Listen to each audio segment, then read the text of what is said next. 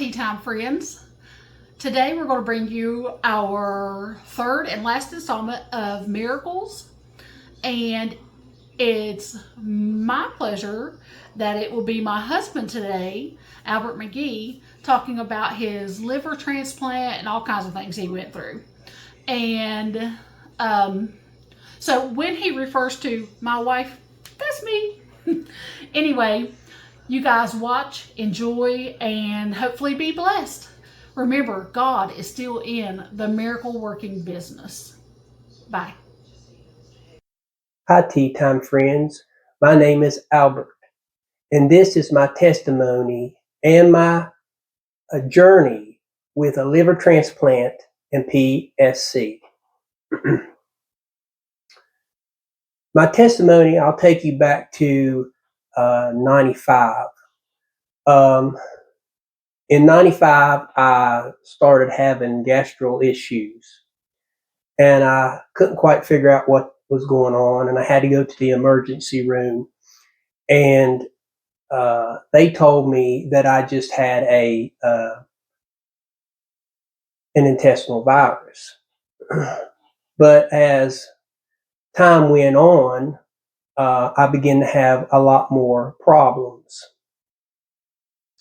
So in 2001, I think, I went to a doctor and had a test run, and he had me to come in, and he told me that I had hepatitis, which is inflammation in the liver. But I choose not to go and have any more tests done, and I learned to find out what my triggering foods that would make me uncomfortable. This went on a little bit longer until we got to 2012. Late 2012, I started going to a church, and I met my wife, and we were dating, and she was concerned about my eating habits, and she asked me. She said, "Have you went to the doctor?" And I said, at one time I did, and she said, "Well, maybe you need to go check again."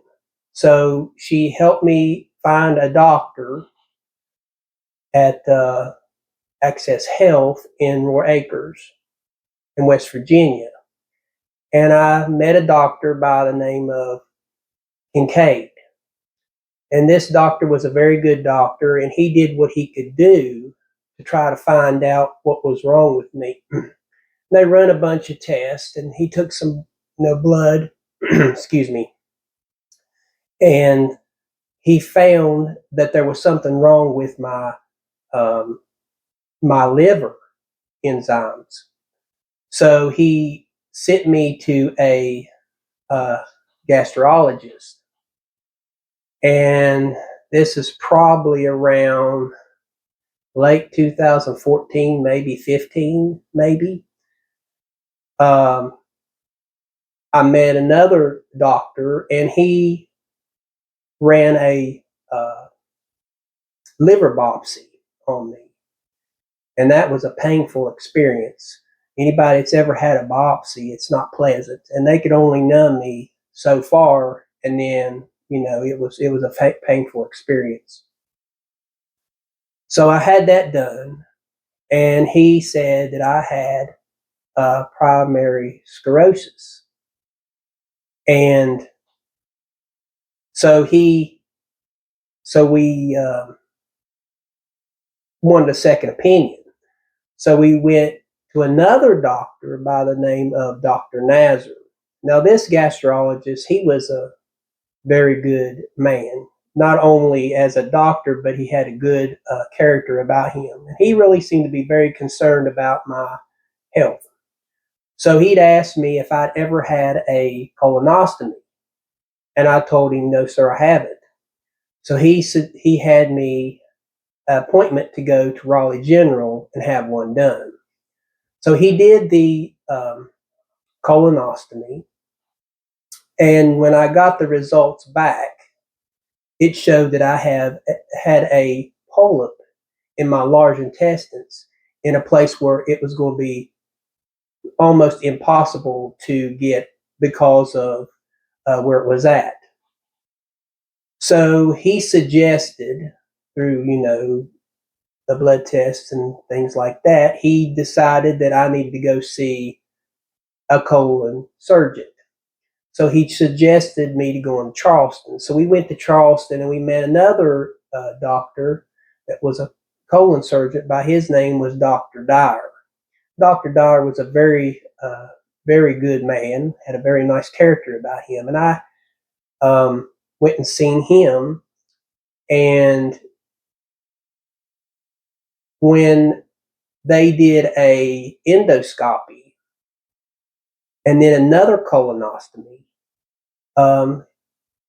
he come back when we went back to get results. That day was a horrible day. It was That's when my world come crashing down. And he came in the room and he talked to my wife and told us that the only solution to my situation is to have my colon and my large intestines removed. Well, this was very devastating to my wife, and was so I was so scared. You know, it was just very terrifying to hear this because I had never experienced anything like this, especially not a surgery. I asked him if there was any other alternative.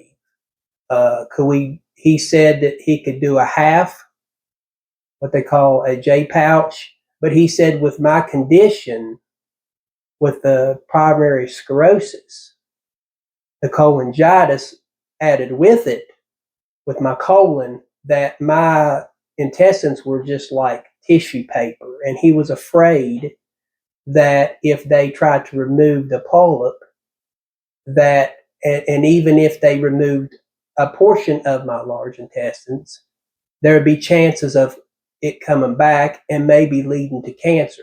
So he said this was my best and only chance to take care of this. So with me and my wife, we thought about it, we prayed about it, and we decided that this was the best thing to do. So we went ahead and went on with the schedule of having the surgery done. Well, before the day before my surgery, I had to, which I probably a couple of times. Anybody that's ever had a colonostomy, you have to drink this solution that helps you clean out, so that they're able to be able to look at everything good and see things clearly. So I had to have that prep done. It's called a prep kit. It's like a gallon jug, it looked like. And it was awful. And I was so tired, and I couldn't sleep that night. And of course, going back and forth to the bathroom, and it's just uncomfortable. Then after uh, that night, the next morning, we went to Charleston, CMAC, and prepared for the surgery. And I went in that morning, and they took me in to a prep room, and they put these things on my legs to circulate my blood, and put the gown on, and they had this blanket that they put on me that was uh, it was warm to keep my organs warm, so I'd be ready for the surgery. And I remember laying there in that room with my wife and just scared. I kept praying, asking the Lord to help me. And so when it was time for them to take me to uh, the back in the room where they get you ready for the surgery, I waited. And as I was waiting, I was talking to my wife. I said, I was just, very scared. And I asked the Lord, I said, um, I need your help. So when Dr. Dyer was ready to take me back, I asked him, I said, Dr. Dyer, are you a Christian? And he said, yes, I am. And it felt like the relief of some of the fear and the being scared and uncomfortable and things like that kind of just lifted a little bit. And I asked him, I said, Dr. Dyer, I said, would you pray for me? And he looked at me and he had a smile on his face and he said, sure, I'll pray for you. And he started praying for me. And it was the beautifulest prayer that I'd ever heard coming from this man of God. And it just spoke such volume to me and my wife. And when I went into the operating room, I'm not going to say I was completely at peace, but I was a lot more better than I was when I first went in. When I woke up, I guess later on that night, I remember just being flat on my back and I couldn't move, and I was just so uncomfortable. And I just happened to look down and I realized that it was for real. I had a ileostomy, and that's when they bring a portion of your small intestines out from your abdomen, and and then they also put what they call a pouch on, and that's what your digestive stuff goes in. And I just, reality just set in, and I just felt so hopeless at that time. I said, am I ever going to get better and be able to live with this? And I was in ICU at this time, and then the next day, they got me up and checked everything, cleaned me, got me a new pouch on, got me up, and said, Mr. McGee, you're going to set up. So I set up for a whole day, and then they started working with me, and the physical therapy people did. And I'm just roughly guessing somewhere around Wednesday, um, they had sent me up to the fourth floor in the hospital, and then they had a ostomy nurse come in and show me how to, you know, uh, do my ostomy and how to clean it and do different things, and show my wife how to do this. And I was just so devastated by the way I looked, how I felt, and everything. And one of the ladies, I can't think of what her name is, but she was so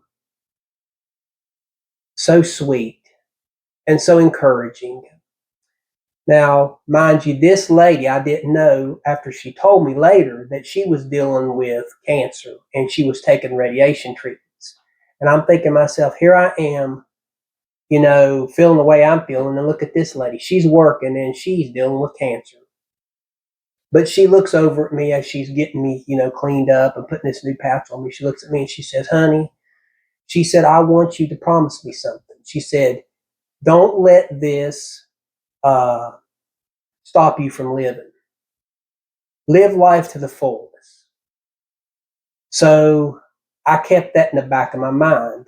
And as I was going through this journey here, every time I would have a situation where my health was beginning to decline, I began to remember that.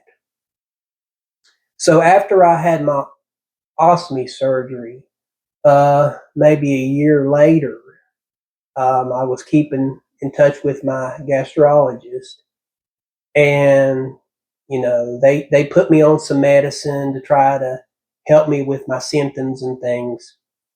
And I began to start getting jaundice. That's when you get yellow, and the medicine didn't help. It just made me worse. So he had sent me back to my colon surgeon, and I talked to my colon surgeon, and he had suggested um, talking to a liver specialist because they did some blood tests and they found out that my liver was beginning to get bad. So they did some blood tests, and in the meantime, my wife had a friend that told her about. Um, First, we went to Cleveland Clinic, and we went down there for a endoscope, and they did some tests, and then something happened and wasn't able to go with them. It was too far, and at that time, it just wasn't feasible for us. So we thought, me and my wife, we was discussing things, and she talked about maybe Pennsylvania, but that was too far. And then we thought about maybe uh, Morgantown, but then my wife had talked to this lady, like I said just a minute ago, and she told her about Duke, and she told her about a family member of hers that had went to Duke, and they really took good care of them. So my wife started doing some research on Duke, and she got in with the right people and was able to talk to somebody. And my colon surgeon put in a word for me with a doctor by the name of Berg, I think, Dr. Berg. And Dr. Berg was a really nice man. And this was during COVID. And I mean, it was just crazy that time. And everybody knows about how it was back then. People had to be so far from each other. People couldn't go into the facility. I mean, it was just crazy. But was able to get an appointment at Duke. So we went ahead and traveled down there. And as we was getting down there, at first they said that they didn't know if they was going. She was wanting to get me down on a Friday, and turns out that they didn't think they was going to be able to do the other procedure, which was another procedure that it was a scope that they went down in, and they took a biopsy of the liver through with the scope. Not like the first time; it was totally different setup, and it was a lot less painful. And so to get that appointment, um, we went down. First, she said she wasn't going to be able to do all of it in one day. We was going to have to schedule it for another maybe month that following Monday. But then me and my wife was still on the road traveling down that direction, and then all of a sudden this lady called us back, and she was some had to do with setting appointments and stuff like that. And she called back, and we've been praying. Me and my wife was praying on the way there, asking God to give us favor on it, get down here and get this done. And so we got a phone call as we was on our way to Duke, and she calls up and she says, "I'm going to be able to get you in at 7 o'clock for your procedure, and then the COVID test, because you had to have a COVID test first before you could go into the hospital." So when we got down there to Duke, it was in the afternoon, and they had tents, of course, in the parking lot where people were having to drive through and have these COVID tests done. So I did my COVID test, and then after I did my COVID test, they gave me the green light so I could go in through the emergency room. So I went in through the emergency room, and they took me into a prep room to get me ready to have this scope biopsy done. So my wife stayed out in the waiting room, and I went back there, and the doctor, or the surgeon, I'm sorry, explained to me what was going to happen. And so I was relieved that everything was going to be done the way it was going to be done, and they put me to sleep. And next thing I know, I woke up and I was in the recovery room. So we had started on our way back home, and then we got a call. telling me that I needed to come back. So I come back, and come to find out, I need to see a liver, to see a doctor, a liver doctor, and plus I was to also see a liver team. So they went. I did some tests, stress tests, a blood gas, various different things to see if I was going to be able to have a test in the future. And they run on. I think I had a tips, they call it, later on, because they did that test with the biopsy and found out that, and my liver was beginning to get hard. I mean, that's when the cells were beginning to get so hard that blood could not pass through. And your liver is like a filter. So is your kidneys, and these two organs help bring impurities out of your blood, so that it can be filtered back in and brought back into your body. So it circulates through that. Well, when your liver starts to get hardened like that, there's very few filtering there, and eventually your blood will find somewhere to go. So as time went on, they went in, they put a stent in my bowel duct to help bypass the blood by my liver so it could go on through. Well, by doing this, I had to be on some medication, and I began to start having memory issues where I started forgetting things. I'd call my wife up about 4 or 5 times if she'd send me out to go to the store or whatever, just so I could remember what I had to do. Things at work, I started having issues at work, remembering things and doing stuff. And as time went on, um, I had several different procedures that I had to have until then. Well, we're looking at probably here, I think, a couple of times I started having where they had put that bowel the stent through my bowel duct, and blood was going straight through instead of going through my liver. Of course, like I said before, blood will go wherever it goes. So I started developing these varices, and where I had my ostomy, I began to start having problems with the varices, the veins coming to the skin, out from the skin, and bleeding. So therefore, I was starting to hemorrhaging. I remember 4 times that I had real bad hemorrhaging, and I mean my ostomy bag would be plumb full of blood. I think there was quite a few times I was in the bathroom, and it would just, I mean, I would be so weak because of, and then I would pass out, almost like feel like I was going to pass out. There's quite a few times I just made a mess in the bathroom, and my wife had to come in. I mean, there was a couple of times she was scared to death, and my mom too. And if it wasn't for my family and God, I don't know what I would have done. And so, as this continued to get worse, I went to Charleston. They tried to sew a few of these varices up, but it just put a band aid on the problem. It didn't solve it. And that was still during COVID, so my wife couldn't go in, and she was worried.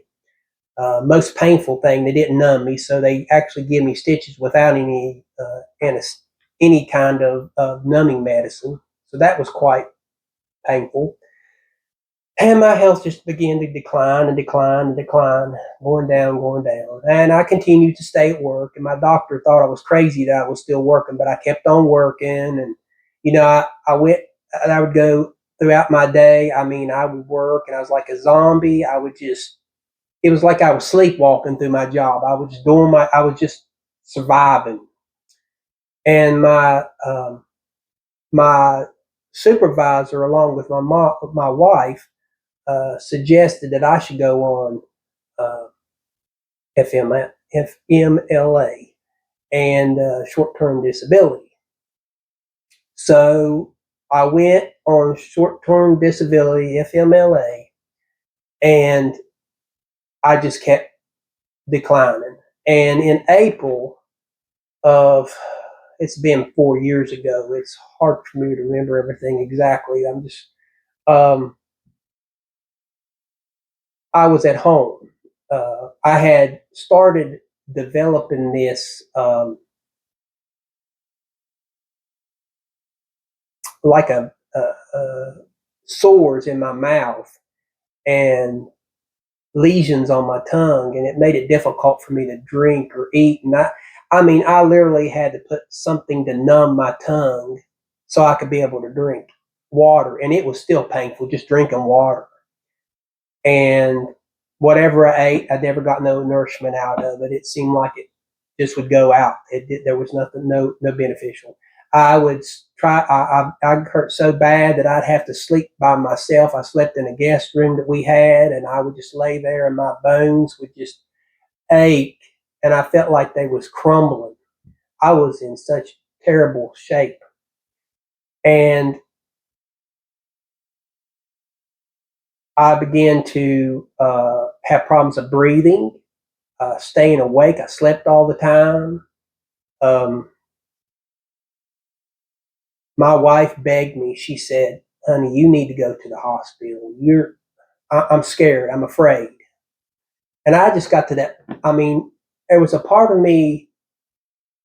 Of course, I love my wife and I love my family, and that's one of the things that kept me going. And plus, number one, God, because He was the one that kept me going.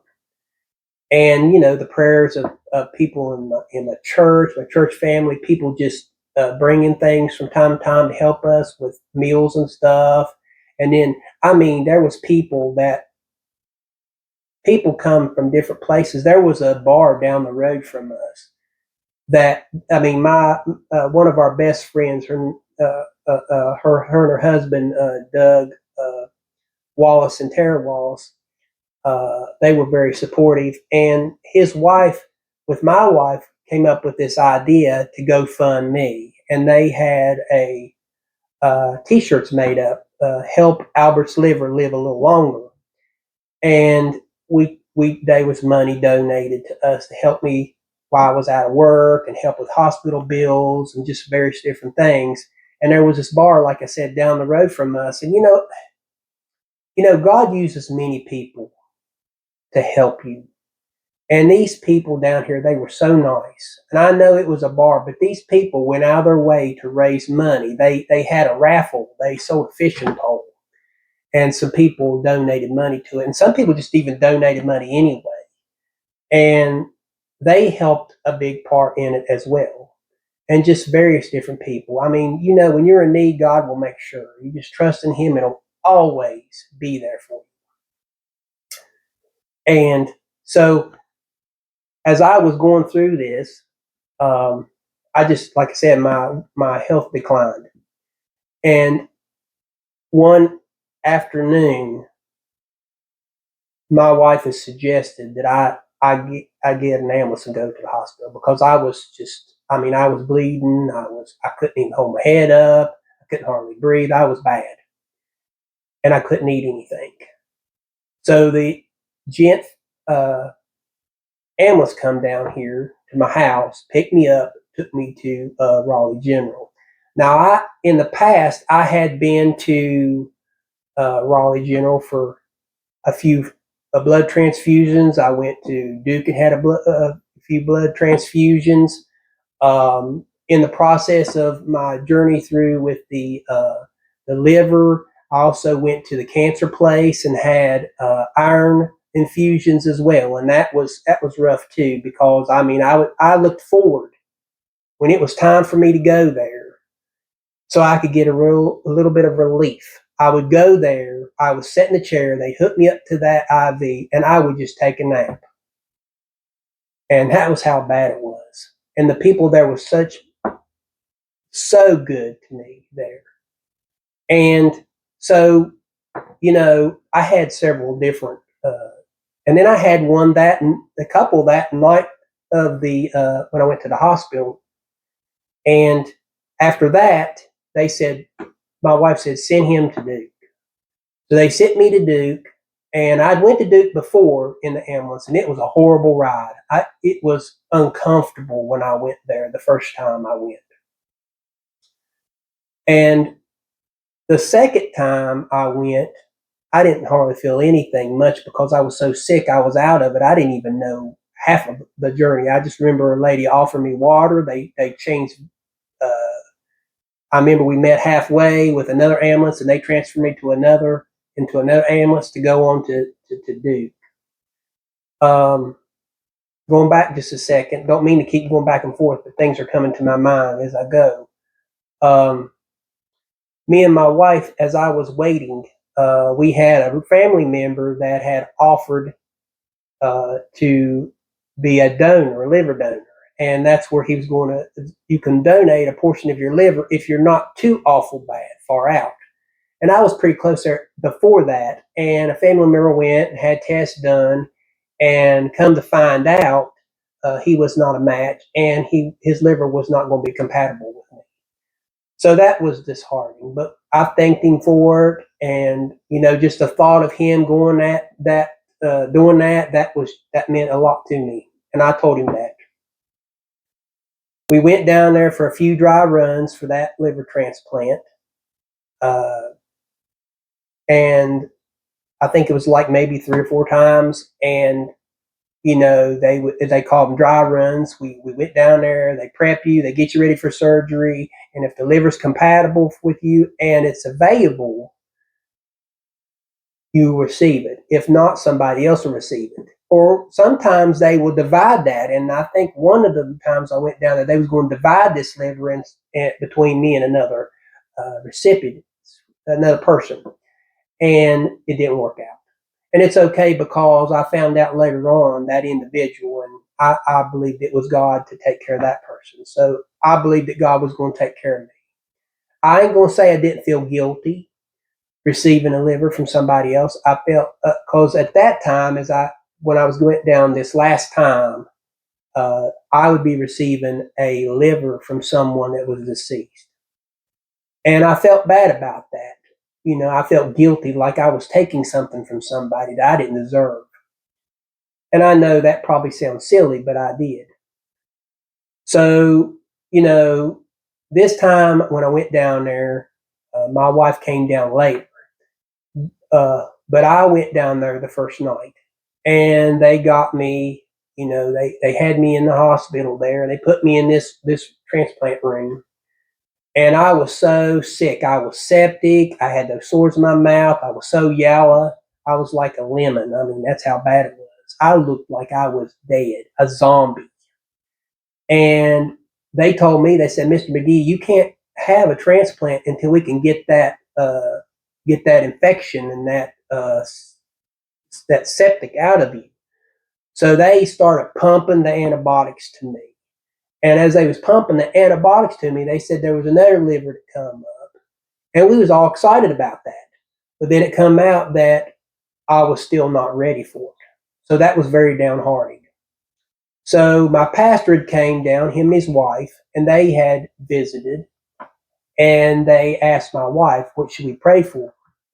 And my wife had said, pray for, I think it was Wednesday, that I'd be ready for Wednesday, so I would be able to receive a liver. So that time came around, and they prayed, and that time came around, and they said they had a liver for me. And the doctor wanted to make sure I was still at a point where I could still receive the liver, because if my bilirubin and my count had went up, or I'm sorry, either up or down, that I wouldn't be able to get it. So he wanted to make sure that they could get me right there where I needed to get it. So I was right at that point where I could receive a liver. So there was another liver available, and the doctor came in and told me. And of course, we didn't get our hopes up high, because we was afraid we'd be let down again. Come to find out, someone's family member was beginning to go away, pass away. And they said that the family needed some time to, mourn and spend their time with their family member before they pursued with the rest. It come to find out that this family was on the person was on the donor list, and they was going to they were to donate their liver to whoever needed it. And so they took me in about 10, I think, that night after the liver was available. And I was in there till, I think, the next morning, I believe. This is some stuff that's very vague because only my wife could be able to be specific on it because she knows more about it than I do about that time.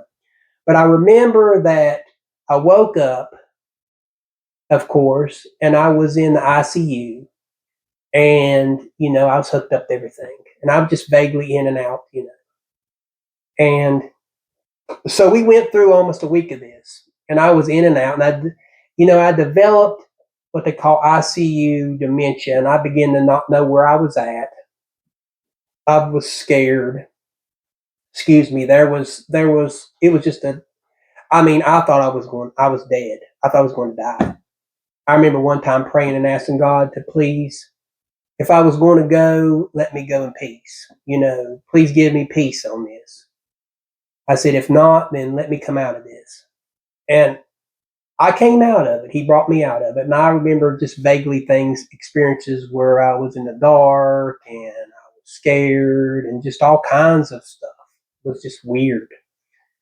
And I had to go through 2 more surgeries after my other surgery because of complications. I had where they had these 2 drainage bulbs in me, and one of them wasn't. There was a leak somewhere there, and I was leaking, and they couldn't figure out why it kept on, going, I was leaking. I was bleeding. So they had to take me back in, and then I was on the vent a few times, and anesthesia, and just all that, and I was out of it for a while. I talked out of my head. Uh, I may have said things I shouldn't have said, maybe to hurt people's feelings, not meaning to. But I began to start getting a little bit better. I remember being so hungry and so thirsty, but they was giving me IVs, and I was having a tube down my nose that was going into my belly. But I don't know, it must have been a mental thing because no matter what you're getting through your arm or through down through your nose into your belly, it's not like eating or drinking. It's a mental thing. And I remember being so thirsty and so hungry. And they wouldn't let me drink because they was afraid of. Because see, during this sickness, my my voice box and my muscles in my throat were so weak that they was afraid I was going to choke or suffocate myself with food or water. So I had to go through a couple of swallow tests. The first one I failed. And they found out that it was just liquid stuff. So they give me this thickener to put in my water and a few other different things. And that was able to be able to eat. So then they give me another swallowing test, and I passed it. And they told me that I would be able to go, I'd be able to come out of the hospital. Well, after this was done, my wife had beforehand had rented us a apartment because I have to be down there when you're on after a transplant, you got to be down there for at least a month or 30 days. So I had to be down there for 30 days. So it was May and June. I think I was almost to the end of June. I think I was there. So after that, we went in. They took me. I was able to go. Boy, I wanted coffee. I wanted all kinds of stuff, and I had to kind of, I had a diet. They shoved me and my wife. My wife had to know how to do my mess, and I had to know how to do my best. And then even before I was even let out of the hospital, I had to have a second caregiver. So one of our cousins from Ohio come down and spent a few days in the hospital with me, off and on, and give my wife a break. And then after it was time for me to leave the hospital, there was physical therapy, still going to the clinic, just various different things I had to do for this new life that I was, coming into. And I just want to say, you know, anybody that's either going through this or has went through this or has a family member, I know what you're going through. My prayers are out there for you.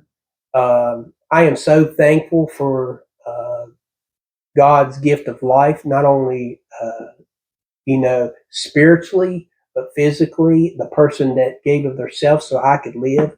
I don't forget that. I remember that person every day, and I always try to pray for their family whenever I can.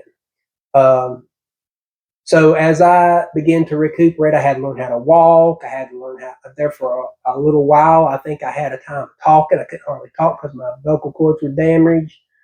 Um, it was just a challenge, but I'm thankful that God brought me out of it. And I had to go back. I had one uh, incident where I had to go back that September, uh, go back to the hospital because I had a rejection, and I went there. And then after that, God had put it in my heart to start exercising and doing stuff like that. So I started exercising and doing things to get myself back in health. Now I'm in 4 years in my uh, liver transplant. This past April of 2026 makes 4 years. And I'm so thankful and I'm so blessed. I couldn't have done it without God first and foremost, and the love of my family.